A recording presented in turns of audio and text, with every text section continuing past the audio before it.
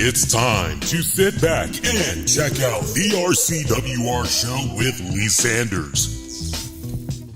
Get fun, in-depth coverage and analysis from the latest in professional wrestling in AEW, WWE, NWA, Impact Wrestling, or the world of entertainment. From hit TV shows to your favorite sports like the NBA or NFL. All things music, movies, and beyond, while trying to make sense of this crazy world we live in.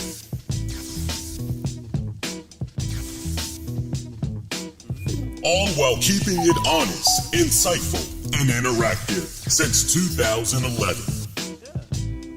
And now your hosts, live from the nation's capital of Washington, D.C., Lee Sanders.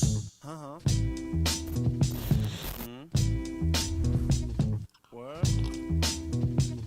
Yeah. Hey, good kind of people. What is going on? Covering the latest in wrestling, entertainment, and beyond since 2011. You're checking out a new The RCWR show. 401mania.com reporter and columnist Lee Sanders here, welcoming you guys for checking out this weekend's episode. Still in the weekend, I am just a few hours removed from doing a all-new Wrestling with the Topics with the wifey and Tams. If you guys didn't get a chance to check out that episode, I have the webcast version of it available right now on all the social media outlets, probably before I go to bed or first thing Monday morning. I'll actually have the audio version be available for on demand and on the downloads. Hope your weekend is going pretty good. So we're here this go round. We're covering Wild Women of Wrestling fallout from the Saturday night, November 12th edition. We also got some Wild Women of Wrestling news for you guys as well. And as I always tell you guys that go out of your way to check out the Wild recaps that's put out here every weekend, whether you represent and you check out live or you're checking out the shows on demand and on the downloads. And y'all are always welcome to provide feedback, sound off on some of the stuff that you have found interesting, buzzworthy from these WoW episodes that we're getting. And later on, I definitely got to show love to you all because you all had reached out to me and gave me the 4-on-1 on a particular newcomer to the WoW roster. So we got a little bit more information, and I should have known. That's all I'm going to say, just to tease it. It's like, I should have known. Like, I knew it kind of looked familiar and all that good stuff. So, nice episode. This was episode 9. Hard to believe, but it feels like it was only maybe 3 weeks ago that WoW had first launched in syndication. But man, here we are, 9 episodes in the books. This basically means that we are almost 3 months into WoW when you really stop and think about it. And you know what? It's been a nice ride so far, I gotta say. Great solid action on this week's card as we finally saw the debuting. It only took 9 episodes in, but we finally saw the debut of Americana as she went up against Disciplinarian in the opener. I gotta say, Americana, and this is still kind of like a honeymoon. I usually give like a honeymoon period when it comes to newcomers on the Wild roster. That way I can just first impressions and then I'll backtrack afterwards. Once we put the episodes out there, I'll backtrack in, see if I can find any information on, okay, so who is this person? Are they just a actress? Were they a stunt double and then they decided they wanted to try out for WoW? Are they a wrestler and maybe they just hadn't done anything in a couple of years? Or no, they've been pretty frequent. They've been very active out there on the independent scene. I've just never heard of them. What's going on? I usually like to give that honeymoon period after I see them perform in front of my eyes for the very first time. So I'm giving Americana a pass this go round, but whatever I can find out about her as well as the other women from WoW, definitely circle back on the next episode, as you guys have known the pattern by now. But Americana to me reminded me so much just appearance wise. I don't know how it was for you all, but she reminded me so much of Santana Garrett. And I just couldn't help but look at her and say, man, you know what? They really got something here with this woman. She's got a unique look. She just might be able to go pretty far here. I don't know. I think we might be able to do something. We just got to maybe tap into that personality, see what's going on there. And she kind of comes off a little bit shy. She did speak with David McLean after her victory. She did get the victory over Disciplinarian, and she seems a little. It seems like it needs to be flushed out just a little bit more of the personality. But then again, maybe this was just a case of, who knows, jitterbugs, or maybe it was just honestly down to time restraints. She really wasn't allowed to say that much and everything. But my God, you would like to believe that with a name like Americana and you're making your debut on this very episode, man, you definitely need to be coming out swinging. And that's exactly what Americana did. I thought she held up pretty well. I noticed from a production standpoint, when it came to the editing, that it kind of came off, at least definitely during this match. I will have to rely on you guys more. But it seemed as though during this particular match, there was, I don't want to say stalling, because that would be a poor choice of words. But it seemed as though maybe you have frequent pauses in this matchup. I don't know if maybe it was a case where some lighting issues perhaps, or maybe there was a brain fart. Hey, what exactly was I supposed to do right here? I don't know what it was, but that's one of the things that I've been paying attention to just off the break, as someone that edits video, always is recording.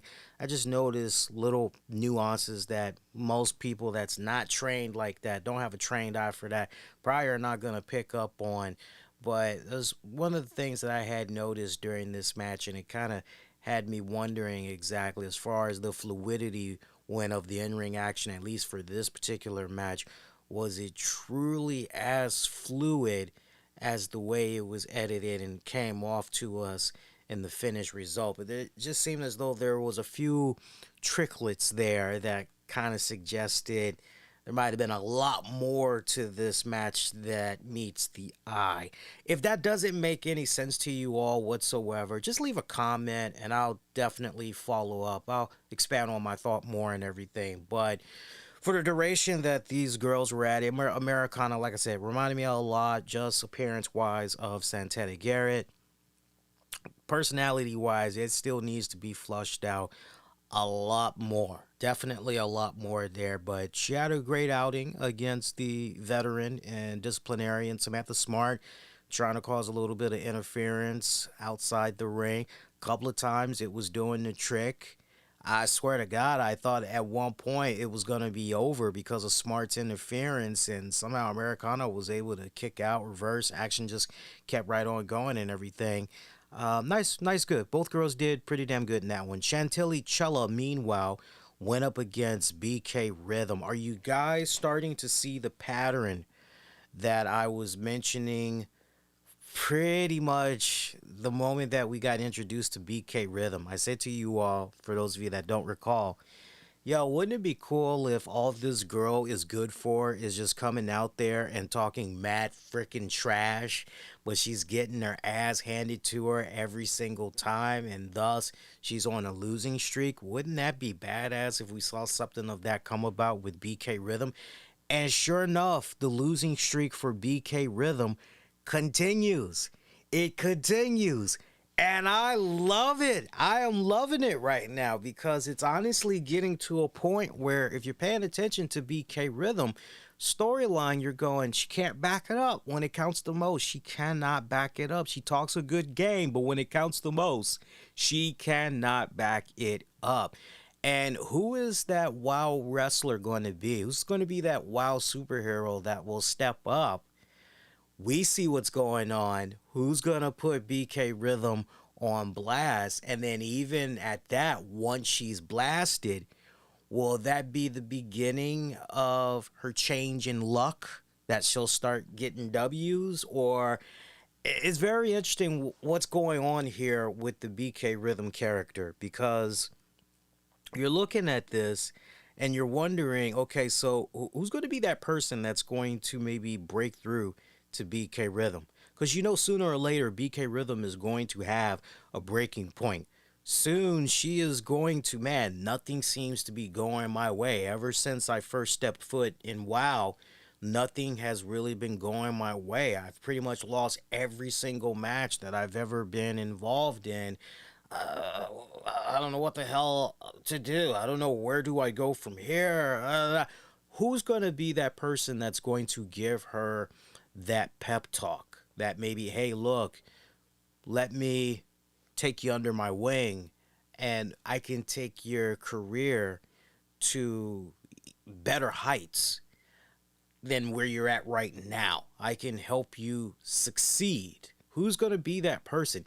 Is it possible that opposites could attract in Lana Starr? I mean, Lana Starr has shown that history of, to quote a Sheila Esau in The Glamorous Life, right? So and BK Rhythm, that character doesn't come off like she wants the glamorous life. If anything, she just wants to be able to kick back, play her video games, cash them checks, dominate her opponents. So, but could opposites maybe attract an Alana Starr, maybe recruiting BK Rhythm? It's a long shot, right? I mean, if you really are just stopping and you're thinking about it and you're going over the pattern of Lana Starr and the constant affiliation, I mean, that would really be going out of the Lana Starr character's realm to go just complete opposite of what she normally looks for and potential recruits, would it not? So that would probably be a long shot, but you gotta have it just right there in the corner, right? You just gotta have that in the back of your mind that that could happen. Another thing that could possibly happen, Sophia Lopez. It's very well possible that maybe Sophia Lopez could somehow acquire the services there of BK Rhythm. That is another strong possibility. I still believe that, who is it? Glitch the Gamer? I still believe that something could develop between Glitch the Gamer and BK Rhythm as a tag team. Just their love for, being in some type of a studio, if you will, and whereas one person is focusing on owning their opponents in video games, having a successful Twitch stream, video game stream, and all this other stuff, right? I mean, the story, it writes itself so beautifully, because picture this, future episode of WoW Women of Wrestling, you could easily have Glitch the Gamer go up to freaking BK Rhythm. Hey, what's up? Oh, nothing much. So as you probably know, I'm a big gamer and I do streams and stuff all the time. And, I recently got my channel in trouble because I was having some issues with copyrighted music, and I couldn't help but think about you and how you're always writing beats and, always coming up with some really, really, I like your lyrics. I was just wondering if maybe you might be able to make some stuff for me that I could use on my streams. Yeah, I bet, sure. I wouldn't. And then essentially a friendship kind of builds from that. And then maybe those two, boom, they're a tag team. And then maybe in the process, the losing streak of BK Rhythm, right? Right? That's another, if you really stop and think about it, yeah, that really could go, right? So it's something to marinate on and think about. But I love what's going on with the BK Rhythm character right now because it just has me wondering if she's going to reach a breaking point, where exactly is it gonna happen, and who is she going to implode on, and or is something already developing with BK Rhythm that we don't know about just yet, but she is doing some stuff behind the scenes. I say that to bring up this point, which is to our next match. It was a tag team match, by the way.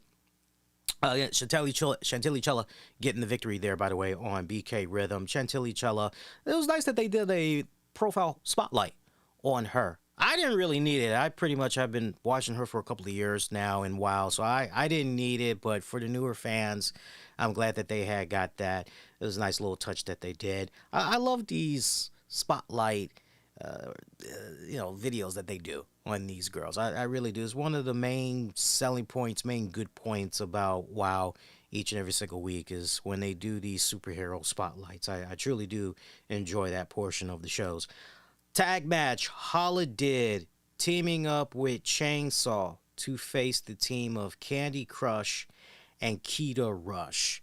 And, for a majority of this match, let's really call this match for what it's worth. For a majority of this matchup, this was all about my poor girl Chainsaw getting her ass handed to her double team action wise by Candy Crush and Keita Rush. I mean, that's really what was going on here. Chainsaw was taking a just big old chunk of the ass whooping that was coming to her from both of these girls when it was all said and done. Interesting pattern that we had on this week's show, by the way. I would now have to go back and really look at the previous episodes to see if it was a clean sweep, and I don't think it was, but this was a rare episode where, as far as the finishes go, every single babyface won their respected matchup tonight.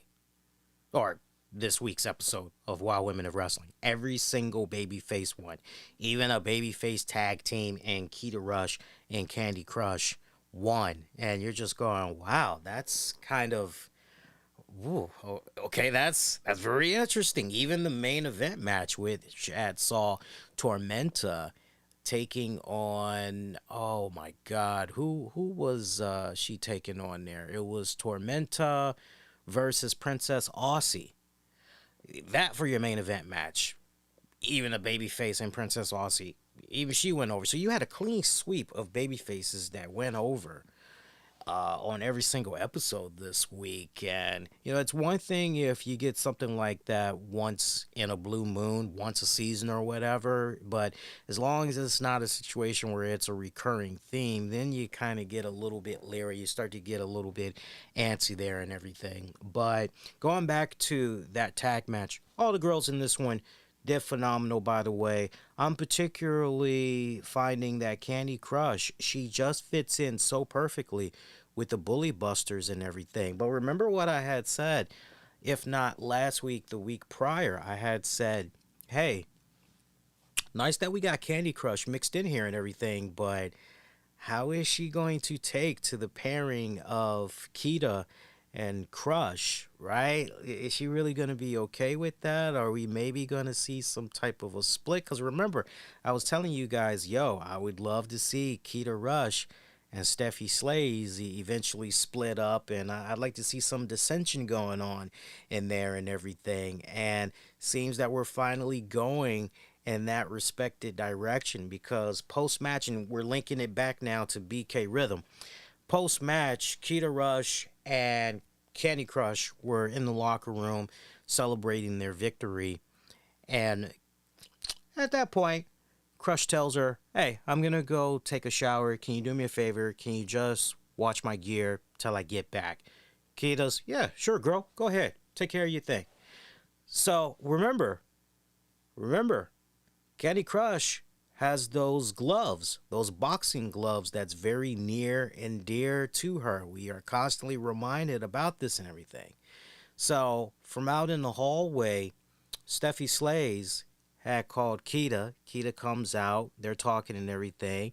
And Steffi tells Kita straight up, hey, I'm very happy for you. I'm really, really, truly happy that you and Candy, y'all are clicking so well as a tag team. You guys just seem to gel extremely well together. And then we see her character start to break down because she essentially feels as though she's being replaced. She misses her friendship with Kita Rush. She misses their times that they would spend together and everything. It meant a lot to her. And we start to see her break down. And Steffi's pretty much telling her, hey, look, nothing's changed. Everything is still intact. We're still cool. You got nothing to worry about. Meanwhile, you go back into the locker room and Candy Crush comes out. I don't know what she's looking for. Maybe she's looking for some soap or whatever. But then she realizes her gloves are missing. She calls on Kita to come back into the locker room. That's where things pretty much end. So, keeping all of that in mind, okay, who stole the gloves? Now, if you want to maybe somehow loop everything back to BK Rhythm, you could potentially do that. You could. You got to think about who's the person that most people would least suspect. So that's why I put her into the mix and everything. Or if you wanted to go in another direction as far as, you know, who has the ultimate, who would benefit the most, if you will, from stealing these gloves, and some would be at the center of attention and all that. Well, not going over analytical here, but first thing that got to come into your mind is, okay, who exactly had access to this locker room? Was this just a general locker room for all the girls to go in? Maybe just the baby faces? Or was this locker room just exclusive to Kita Rush and Candy Crush? That's where things are gonna, right? Once you iron that out, let's just say for the sake of the argument, they were the only ones, Kita Rush and Candy Crush, they were the only ones that had access to that bad boy. Well, then at that point, you kind of have to say to yourself, well, damn, if Kita and Candy were both in there at the same time, and the gloves essentially did not leave their sight at all from when they were talking and everything, then, how is it that someone was able to slip in there, take the gloves, right? Is it possible? Is it even remotely possible that at some point Steffi was able to get in there and steal the gloves? It very well could have been Steffi Slays, for all we know, that stole the gloves, because it's her way of essentially being involved. She would benefit the most out of it because, think about it, she would get the everything that's coming to her. You know, oh, you found them. Oh, thank you so much. Blah this, blah that. And or it could be a situation where ultimately Candy Crush could hold Kita responsible. Hey, I asked you if you could watch my things. You said you had it. And when it counted the most, you lost my gloves. How could you lose my gloves, right? And then just conveniently, Steffi Slays is right there to pretty much pick up the pieces. Oh, Kita, I'm so sorry. She doesn't know you like I do. I know you meant well. Da da da da da da da da. Right? So I think it's a angle that most people would not expect to see coming, especially with the Steffi Slays character and all that, because I mean she's been like a baby face through and everything, just as sweet as home apple pie and all that, right? Like nobody would ever suspect little old sweet innocent Steffi Slays to do, right? So something to think about, something to strongly think about and consider. If you're not gonna go in the direction of Steffi Slays,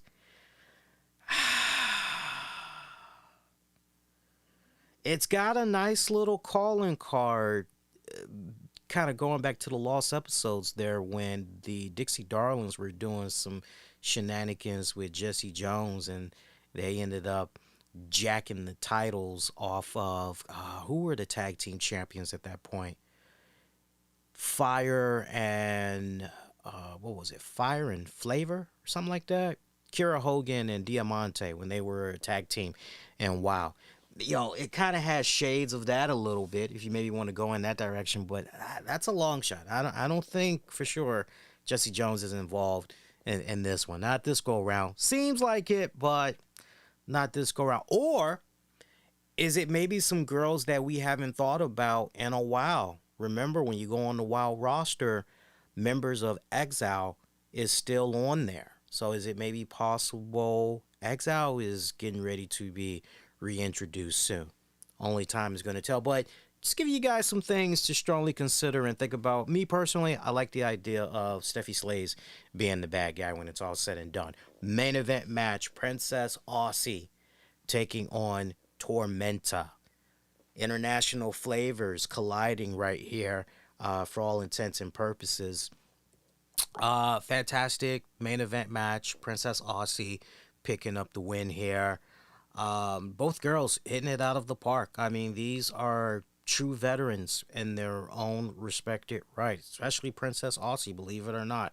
Two veterans in their own respected right, continuing to tear it up, whatever promotion will have them and everything. So this one, banger good of a main event match for this week's Wild Women of Wrestling. Definitely got to give it that.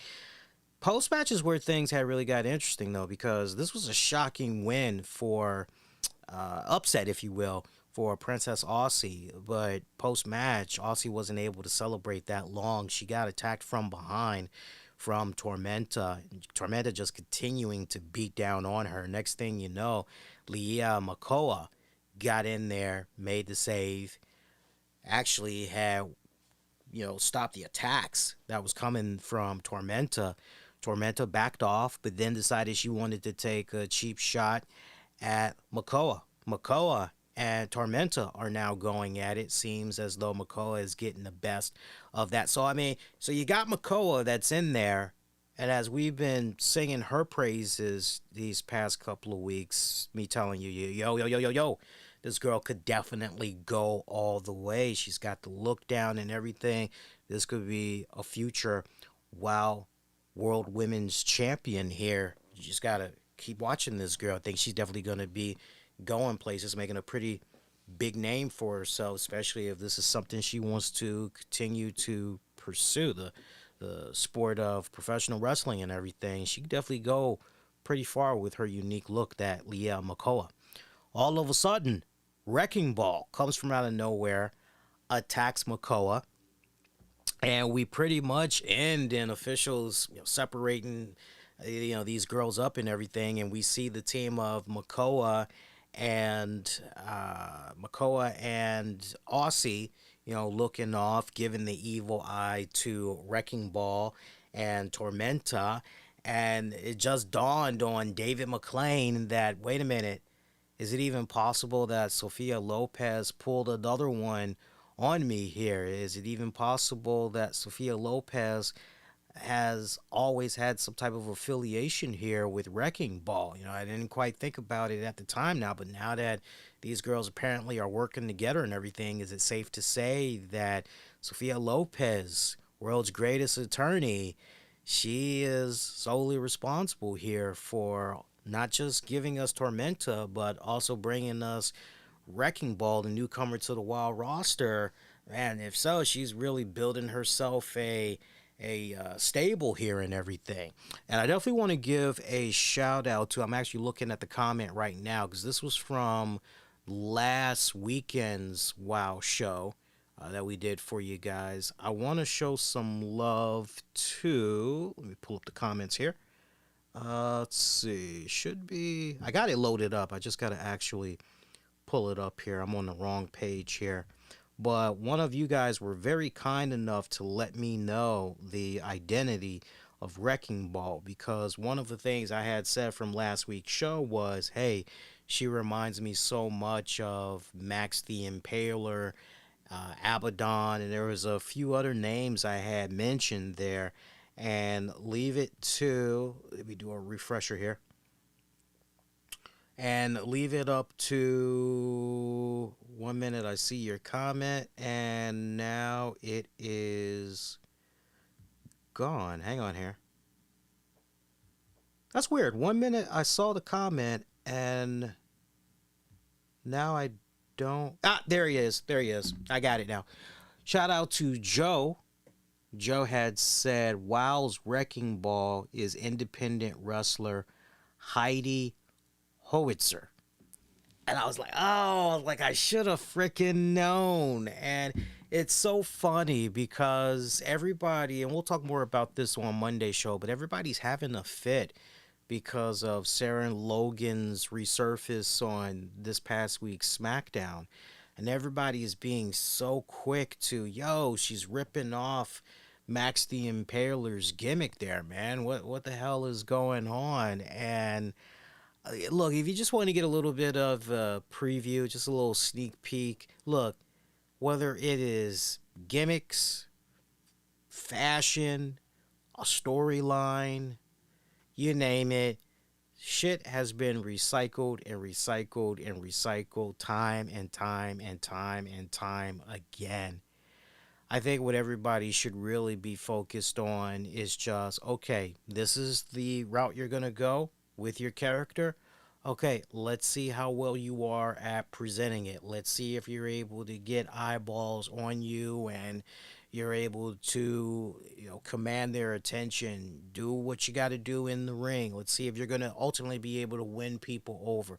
I think we need to be more focused on that than, look, you can have a paper bag over your face the entire time you come out and you're wrestling and everything. Like, I could care about that paper bag. It's just entertain. It's all about entertaining at the end of the day. But shout out to Joe for that, who said that WoW's Wrecking Ball is independent wrestler Heidi Howitzer, who also teams with Max the Impaler. So to the point that I was mentioning earlier, it's kind of rather convenient that I had mentioned those certain names, and damn, who would have thunk it? This is what's going on with her and everything. It's interesting in regards to WoW Women of Wrestling. I get that David McLean and crew, they want to try to do their best to protect their characters that they come up with in the WoW universe, right? Their IP and all. I get that. I respect that and everything. But, man, it would just be kind of nice if from time to time, you are told, hey, this person, some of you guys, you may be more familiar with them from the world of, the independent scene where they wrestle last. I wish they would kind of give that nod a little bit to let you know and everything, because sometimes you'd be surprised. It can be pretty hard in, who is this person? When they're under one name and then you're trying to figure out who they are, and it can be a freaking needle in a haystack, unfortunately, So, but yeah, Heidi is who it is. She's still a relatively newcomer. She's definitely somebody I've had my eye on. Not as often as other wrestlers, especially as far as female wrestlers go. But yeah, I've enjoyed her look. Pretty decent in the ring for the most part. She got her training from the Rocky Pro Wrestling Academy. So, and I definitely am a little bit familiar about that respected academy promotion and all that, as, if I'm not mistaken, a former co-host of mine, former friend of mine, had did a lot of work with that promotion behind the scenes and everything. And Heidi made her wrestling debut back in 2019, so she has not been at it that long. And as a matter of fact, if I were to think about her match history for a minute, I'm almost positive that she has made a couple of appearances for AEW. I'm almost positive that at some point she might have did some stuff for AEW Dark. I kind of feel as though maybe she did something with Ruby Soho. I'm like 90% certain that she did something with Ruby Soho under AEW Dark and everything. But when you look up her wrestling promotion, when you look up the wrestling promotions that she's worked for, I mean, she's a little bit all over the place. There really isn't okay, she's mainly been doing a lot of work for these guys. She's worked for the WAC promotion, pretty much out in the Washington State area, Glory Pro, LLL, New Texas Pro, World Wrestling, Fest. She's done a lot of stuff. She's done a lot of stuff. New South Americana. She's definitely been getting around and everything. Very very active. So just kind of really depends geography wise. Where you are. 9 times out of 10, you might be able to see, her in action and everything. Glory Pro. Work for Glory Pro. I mean, she's got a really good resume as far as opponents that she's faced and everything. I mean, it's pretty good. So it's a nice who's who when you go back and look at it. As far as the last time she did something for AEW, you got to go back to June of this year. It was an episode of AEW Dark Elevation, and she teamed up with Max the Impaler as they had faced Marina Shafir and Nyla Rose. Now, before you all get too excited about that, just keep in mind that was about a 3-minute match. So it may not be banging as you think it is just from hearing those names. It might not be as good as you're picturing it. So I don't remember watching that match. So that's actually one I'll probably end up going back, looking at, seeing how it all went and everything. But there's your history there. So yeah, these girls colliding, and I like the fact that all of these women had collided, because when you're looking at the current landscape of the WoW women's roster right now, those are respectfully the 4 women that you want to home in on. And some people may say, well, what about Reina Del Rey? Yeah, you can still put her in the mix as well, but really your eyes is on those 4 names: Princess Aussie, Torementa, Leia Makoa, Wrecking Ball. You're really focused on those girls right now, because definitely one of them will be the next WoW Women of Wrestling champion, without a shadow of a doubt. It's going to be one of those girls. So I would like to believe that besides eventually seeing these 4 girls in some type of tag team action come about, I would also like to believe that ultimately we're going to see some type of fatal 4-way match go down, where number 1 contendership is going to be on the line. And then whoever wins that, maybe they'll win the right to face Beast for the champion. But then remember, we still don't quite know the status of Beast just yet. Is she going to be recovering in time to defend the championship? Is it going to be a case where no, we're actually going to need a new person to step in as an interim champion until Beast has fully recovered? And then that's still up in there. And I have a feeling when we get ready to go into the next batch of tapings is where things will probably start to really iron itself out more. But pretty solid episode. Next week is where our eyeballs are, because next week, episode 10 of WoW Women of Wrestling, it's twins versus twins. I can't believe we're being put in this position, as they made the announcement on this week's episode of WoW that it's going to be the Women's Tag Tournament Finals, and twins versus twins. The Sweet Miami Heat are going to be taking on the Tonga Twins. So my heart is so broken. If I had to choose, I gotta go with the Tonga Twins, man. I'm telling you, I told you guys like almost episode 1 that Tonga Twins, they could go all the way. So we'll see what happens with that. As far as WoW Women of Wrestling news goes, not too much went down since last we were on the air with you guys. I see that pretty much from almost last weekend. There was a meet and greet that WoW Women of Wrestling stars had participated in. It was for a very worthy cause, trying to spread awareness about cancer and everything.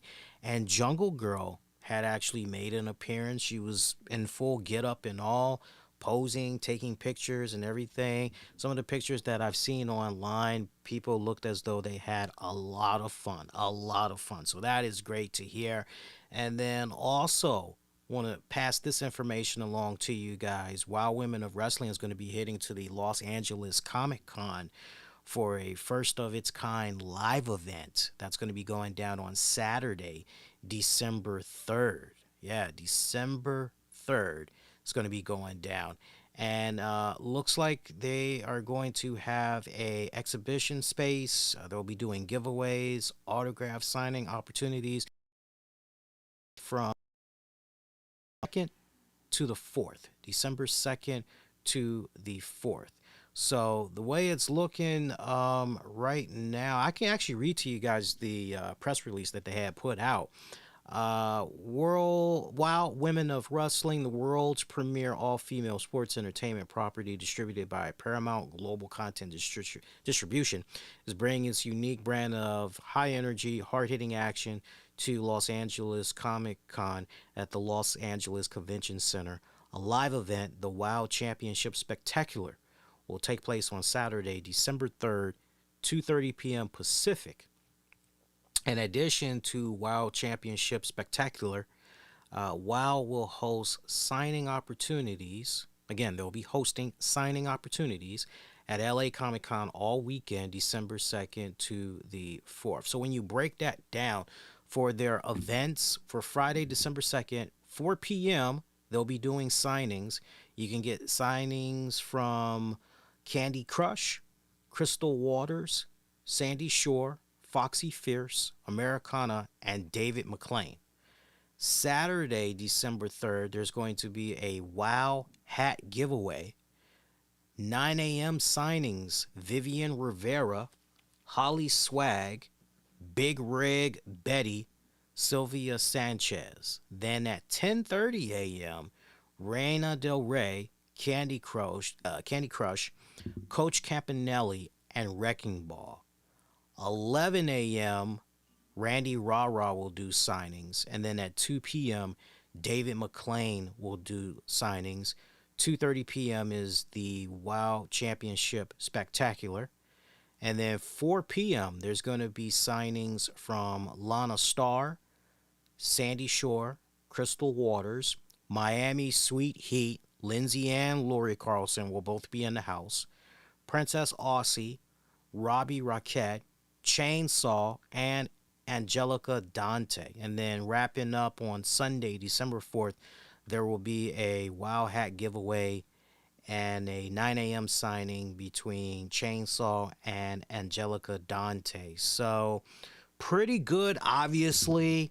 No mention of Beast, right? I know that's probably like a main selling point for a lot of people. Who knows? Maybe something will go down there with that WOW Championship Spectacular event. Who knows? But it could happen. She could very well make a surprise appearance. Just got to wait and see what's going on there. But sounds like it's going to be a very fun, entertaining event. If there was a way I could, I definitely would. But we're talking about across the globe, so to speak, geography-wise, right? You got to go from east all the way to west. And then you got to go. I wouldn't be able to pull that off in time. Otherwise, I would love to do some stuff like that. I definitely would. So look, anybody that's going to be in the California area and you're going to be hitting that up, let me know. We definitely would love to have you as an exclusive correspondent, assuming that you're going to be taking plenty of pictures. Even, if you guys might be nice enough to maybe get some bonus autographs in there, let me know. Maybe we can kind of give some of those away or whatever. But whoever's going to be going to that, definitely let me know. We can make you be a special correspondent. Would love to have you on the show. Get your report on everything that had went down there, your experience with the events there and all that. But that looks like it's going to be pretty fun, all things considered. Like, worst case scenario, even if they don't have the Beast make her appearance. I mean, as you heard, too, no AJ Lee. So anything could happen. They could very well make surprise appearances. Have to wait and see. Jeannie Buss could make a surprise appearance as well, but let's just say they don't. It's still going to be a pretty fun, entertaining event when it's all said and done. So as we get a little bit more closer, because I know right now everybody is pretty much preparing for Thanksgiving and all that, but as we get closer to December, I'll definitely remind you guys about those events that's going to be coming up. Other than that, that is pretty much it. So look, quick programming notes.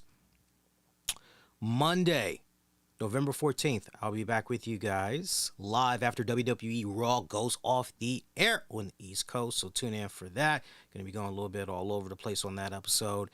And Wednesday, we'll be back in the house. Wednesday, we'll be bringing back the AEW Dynamite live watch along. I know we didn't do it last week, so we'll definitely do it again this Wednesday for you guys. Unless I'm not feeling well, I know I was having issues with my voice off and on the past couple of weeks. Feeling a lot better. Still dealing with a nagging cough, though. So, worst case scenario, if I'm dealing with a nagging cough and some other stuff by Wednesday still, or it's gotten worse, then we'll definitely just do a Wednesday night post show like we normally do once Dynamite is over, full wrap up and all that. But for all intents and purposes, I will be live with you guys this Wednesday, November 16th at 8 p.m. Eastern for our Dynamite watch along. So tune in for that. So we got a whole slew of great programming lined up for you guys as we're going to be making our way to the AEW Full Gear pay-per-view event that weekend. That's going to be coming up. So keep it right here. Meantime, be kind, rewind. Check out previous episodes you might have missed on demand and on the downloads wherever you get your podcast. Get at me on Twitter, Facebook, Instagram. Use the keywords, the RCWR Show. Definitely hit up the Facebook, man. The Facebook has really been blowing up. Doing my very best to be a lot more interactive and posting content and stuff on the Facebook. So definitely show that a lot of love as well. And that is going to do it. Make sure you check out Wrestling with the Topics. Again, the stream is available on demand right now for YouTube, Twitch, Facebook, definitely YouTube, Twitter. I don't think I mentioned Twitter.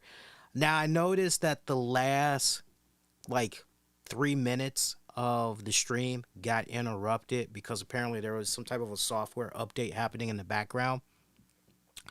Don't get bent out of shape. The show was just basically wrapping up as I was giving programming notes. So it basically was an hour, 51 minutes. The actual full length of the show was an hour, 54.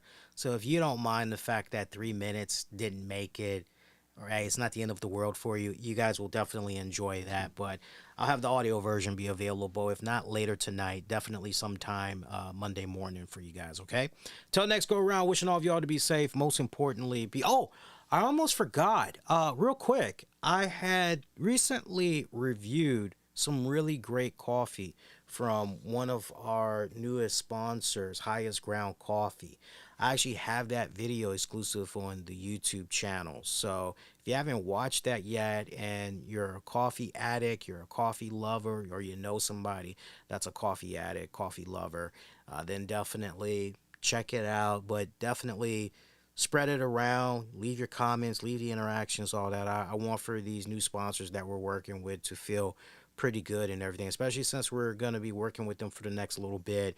We're using a special promo code with them and everything where if you spend $40 or more on their site, automatically at checkout, you're able to use a promo code for $15 off your order. It just has to be $40 or more before you put in the discount code. So use the discount code DOPE Coffee, DOPECOFFEE,